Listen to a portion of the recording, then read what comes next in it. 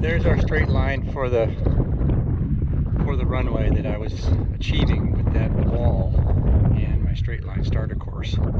I've extended a string line in front of the hangar so that I can have the equidistant from the runway to the front of the hangar that's in line with the runway. I need to have about 10 feet. 10 feet from this line here over to be able to slope away from the buildings.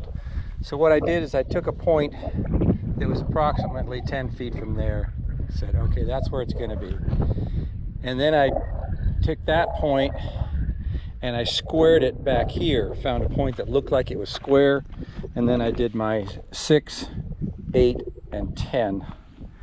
6, 8, and 10 to get a square corner. Lined it up with the point that I started and measured from here to there and took a distance here of 27 feet, a little bit, 27'2", and instead of 15 feet I wanted it a little bit farther back from the runway.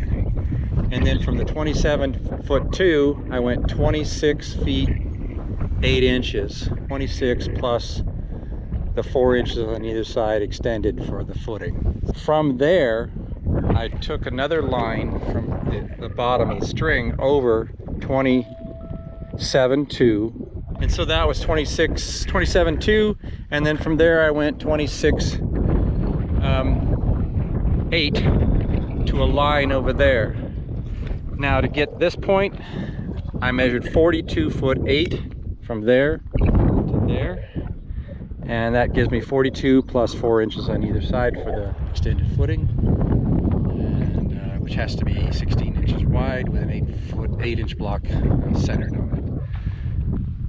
26'8" to that point, in line with my square off of the runway string line. That gave me that corner over there, and that's 26'8" from this one to there. That point is good. This point is good. The only one left was to get that one. So I measured from this line here. At that point, measured over 26'8" and 42'8". Found that corner over there. And then I did a square. Measured from corner to corner, 50'3" from corner to corner. 50'3" and a quarter, something like that. It's very, very, very close for a rough footing squareness on a slab. So each one of these corners has got to have a 3x5 footing in the bottom with a grid of rebar, and the same thing on the other end there, which will be holding the supports for the glulam beam that's going across the front.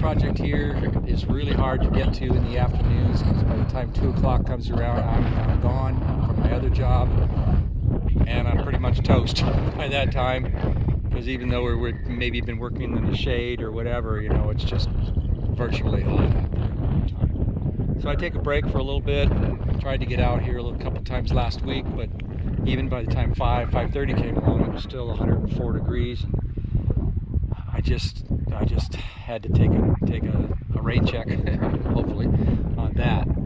So here I am out here on Sunday, and just trying to get it laid out. And boy, this makes a big difference, because now mark this with the paint for my backhoe guy to come in here and dig this out, and then the rest of it is just getting my rebar tied in, all my uprights. We're going to do a footing and then a stem wall out of block. So we have terra firma over here and on this side here, because this is where we dug down into the mountain here. This is where we pushed off some dirt over here. So we probably have to go down to get to undisturbed dirt and or rock or whatever it might be. Probably have to go down 16 inches. So in other words, to get my footing in there, I got to go down 16 and then another 10 just to get the bottom of the footing there. Here, I can probably just go down about 18 inches or so and get my my footing in there, and put one course of block across here, do a step down at about 1/3, go one more step down to here, so I've got 2 block here and 3 block down there. So that'll give me the level that I need, and I'll be sitting 10 inches below the undisturbed dirt.